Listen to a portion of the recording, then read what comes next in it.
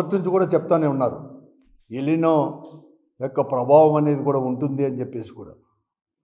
కానీ జూన్లో అనేది ఖరీఫ్ సీజన్ ప్రారంభమైతే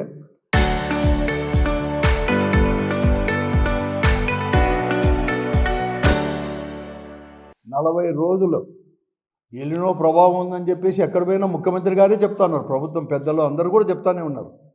కానీ ఎలినో ఉన్నా కూడా ఎక్కడ కానీ ఇన్సూరెన్స్ ఎంత కట్టాలని కానీ లేకపోతే ఎవరు కట్టుకోవాలని చెప్పేసి 40 రోజులు ఈ ప్రభుత్వం అనేది ఎక్కడ ఎవరికి చెప్పలేదు.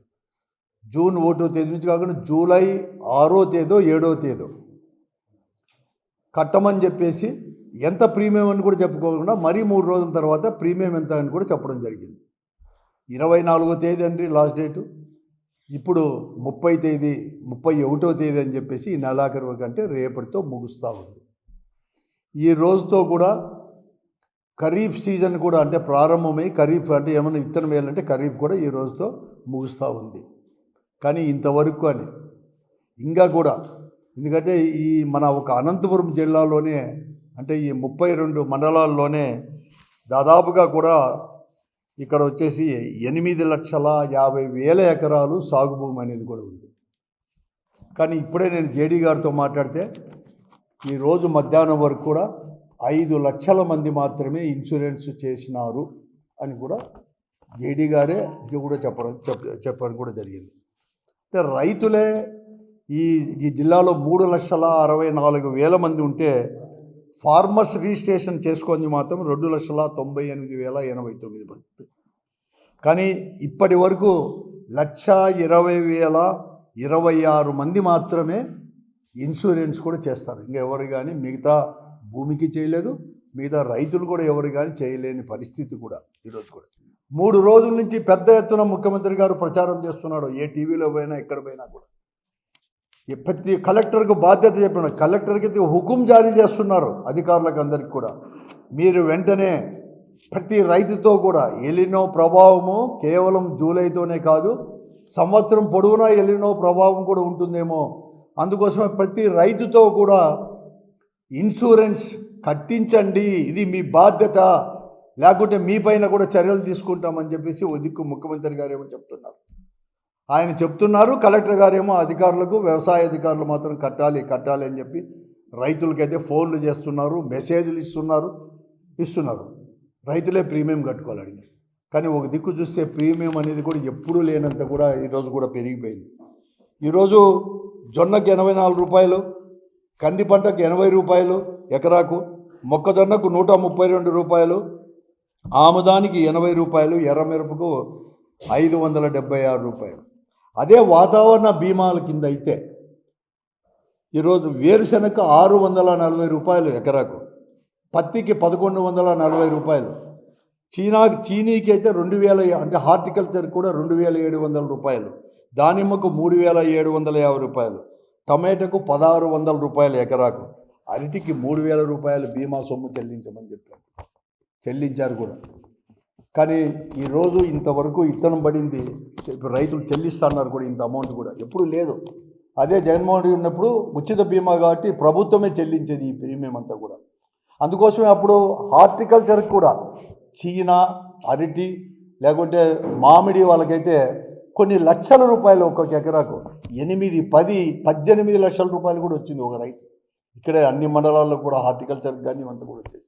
కానీ ఇప్పుడు ఇంత అమౌంట్ చెల్లించాలంటే 5 ఎకరాలు ఏదైనా హార్టికల్చర్ ఉంటే 15,000, 20,000 చెల్లించాలి. ఆ పరిస్థితి కూడా ఈ జిల్లాలో లేక ఈరోజు వడ్డీకి తెచ్చుకునే పరిస్థితి. కానీ ఈరోజు ఇంతవరకు కూడా ఇత్తనం చూసినామంటే ఇంతవరకు పడింది మాత్రం 2,58,059 ఎకరాలు ఇత్తనం పడింది, అన్ని రకాల పంటలు కూడా.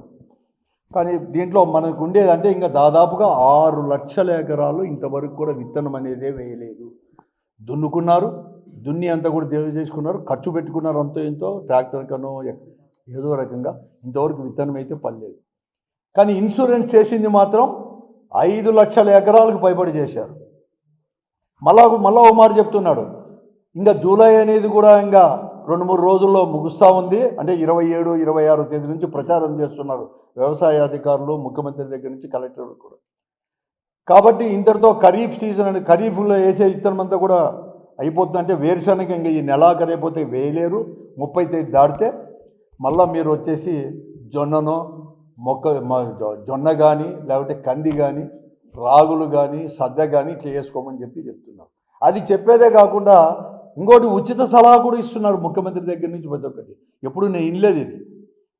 ఏమి ఇస్తున్నారంటే మీరు ఇంతవరకు, ఎందుకంటే అనంతపురం జిల్లా ఉంది, ఉమ్మడి అనంతపురం జిల్లాలో కూడా దాదాపుగా 50% పైబడి కూడా వేరుశనగే వేస్తారు. కాబట్టి ఈ పొద్దు బ్యాంకుల్లో పోయి రెన్యూలు చేసుకున్నా, బ్యాంకుల్లో పోయి రుణం తీసుకున్నా, వీరు కట్టినా కూడా ఎకరాకు 640 రూపాయలు కట్టి వేరుశనగకే కట్టారు ఇన్సూరెన్స్.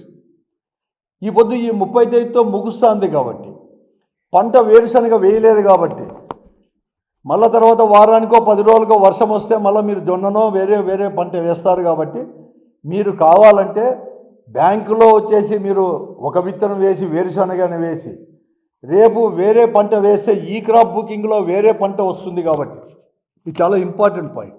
ఈ క్రాప్ బుకింగ్లో వేరే పంట వస్తుంది కాబట్టి మీకు ఇన్సూరెన్స్ వర్తించదు. మీరు బ్యాంకులకు పోయి పంట మార్పిడి అంటే ఏం పంట వేయబోతున్నారో, ముందు దీనికి వేసినా ఏ పంట వేయబోతున్నారో మీరు మార్చుకోండి అని చెప్పి రైతులకు మాత్రం ఉచిత సలహా ఇస్తుంది ప్రభుత్వం. వ్యవసాయ అధికారులు, కలెక్టరు అంటే ప్రభుత్వం అంతా ఇన్సిస్ట్ చేస్తుంది. నేను వాళ్ళందరినీ కూడా అడుగుతాను. ఇప్పుడు కందికైతే 80 రూపాయలు, జొన్నకైతే 84 రూపాయలు, కానీ ఈరోజు వేరుశనగకు 640 రూపాయలు కట్టాడు వేరుశనగకు. ఈరోజు ఆ డిఫరెన్స్ ఆఫ్ అమౌంట్ వెనక్కిస్తారా ఇవ్వరా రైతు? ఒకవేళ ఆగస్టులో కూడా విత్తనం పడకపోతే, ఎందుకంటే ఈరోజు ఇంతవరకు కూడా అయిండేది కూడా కేవలం అంత 30-33% మాత్రమే విత్తనం వేసిండేది.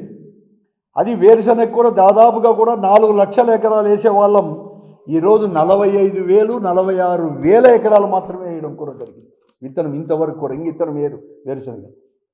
మీకన్నా ఇప్పుడు కూడా ఆగస్టులో కూడా విత్తనం పడకపోతే రైతులు కష్టపడి కట్టిన ఇన్సూరెన్స్ అమౌంట్ ప్రీమియం మీరు ఎన్నికిస్తారా, ఇప్పించగలరా అని ప్రభుత్వాన్ని సూటిగా అడుగుతాను, ముఖ్యమంత్రి గారిని. ఈరోజు నేను చంద్రబాబు నాయుడు గారిని కానీ ఈ మంత్రులను, ప్రజాప్రతినిధులను నేరుగా అడుగుతున్నాను. ఈ జిల్లా రైతాంగం తరపున కరువు జిల్లాలో, ఈ జిల్లాలో అయినా బీమా ప్రీమియం మీరే కట్టండి, ప్రభుత్వమే కట్టండి. గతంలో 5 సంవత్సరాలు ఎలా అయితే కట్టారో అలాగే కట్టండి, మీరే ప్రభుత్వమే కట్టండి. ఇంతవరకు ఎవరైనా కానీ ప్రీమియం కట్టి ఉన్న రైతులు వారి వెనక్కి ఇచ్చేయండి వెంటనే. కనీసం ఈ జిల్లాలో కనీసం ఈ సంవత్సరమైనా, ఎలినో ఉండే సంవత్సరమైనా ప్రభుత్వమే ప్రీమియం అంతా కూడా భరించాలని చెప్పేసి జిల్లా రైతాంగం తరపున నేను అడుగుతా ఉన్నాను. ఈ జిల్లాలో ఉండే ప్రజాప్రతినిధులకు కానీ మంత్రులు 3 ఉన్నారు. ఆర్థిక శాఖ మంత్రులు ఇక్కడే ఉన్నాడు, మన జిల్లాలో ఉన్నాడు. అలాగే ధర్మవరంలో కూడా హెల్త్ మినిస్టర్ ఉన్నాడు, సబితమ్మ ఉంది, 3 మంత్రులు, ఎంపీలు, ఎమ్మెల్యేలు ఉన్నారు. చీమ కుట్టినట్టు కూడా లేదు. ఇంత అలారమింగ్ సిచ్యువేషన్ ఇంత పెద్ద ఎత్తున ఉంటే, జిల్లాలో ఉంటే ఎవరికి కానీ రైతాంగం గురించి ఆలోచన చేసే పరిస్థితి కానీ, లేకపోతే ఎలా ఆదుకోవాలని కానీ ఒక ఆత్మస్థైర్యాన్ని కూడా కల్పిస్తాను నేనే కానీ ఇన్సూరెన్స్ కడతామని చెప్పేసి, లేకపోతే మేము ఉన్నాము మీరు సేద్యం చేసుకున్న దానికి కూడా ఈ సంవత్సరం మాత్రం అన్ని రకాల ఆదుకుంటామని చెప్పేసి కూడా ఇంతవరకు ధైర్యం అనేది కూడా ఎవరు కానీ ఇవ్వలేని పరిస్థితి. ముఖ్యమంత్రి గారు కూడా రాయలసీమలోనే తిరుగుతున్నాడు 5-6 రోజుల నుంచి కూడా, కానీ ఎక్కడ కానీ చెప్పుకునే పరిస్థితి. రేపటితో అయిపోతుంది. ఇంకా అంతకంటే ఎక్కువగా పశుగ్రాసం ఈ పొద్దు మనతో పాటు కూడా, మన మనుషులతో పాటు కూడా సమానంగా ఈరోజు పశువులు ఉన్నాయి. అది ఆస్తి, రైతాంగానికి ఆస్తి, మనందరికీ కూడా. దానికి పశుగ్రాసం కూడా లేని పరిస్థితి ఈ జిల్లాలో కూడా. కాబట్టి వెంటనే పశుగ్రాసాన్ని కూడా సప్లై చేసేసి ఎక్కడ చూసినా కూడా ఇచ్చేసి ఇవన్నీ కూడా చేయాలని చెప్పేసి కూడా ప్రభుత్వాన్ని కూడా డిమాండ్ కూడా చేస్తూ ఉన్నాను. ప్రత్యామ్నాయ పంటలకైనా కూడా విత్తనాలు కూడా ఫ్రీగా ఇవ్వండి, అందరికి కూడా ఉచితంగా ఇవ్వండి, అందరికి కూడా కంప్లీట్గా కూడా.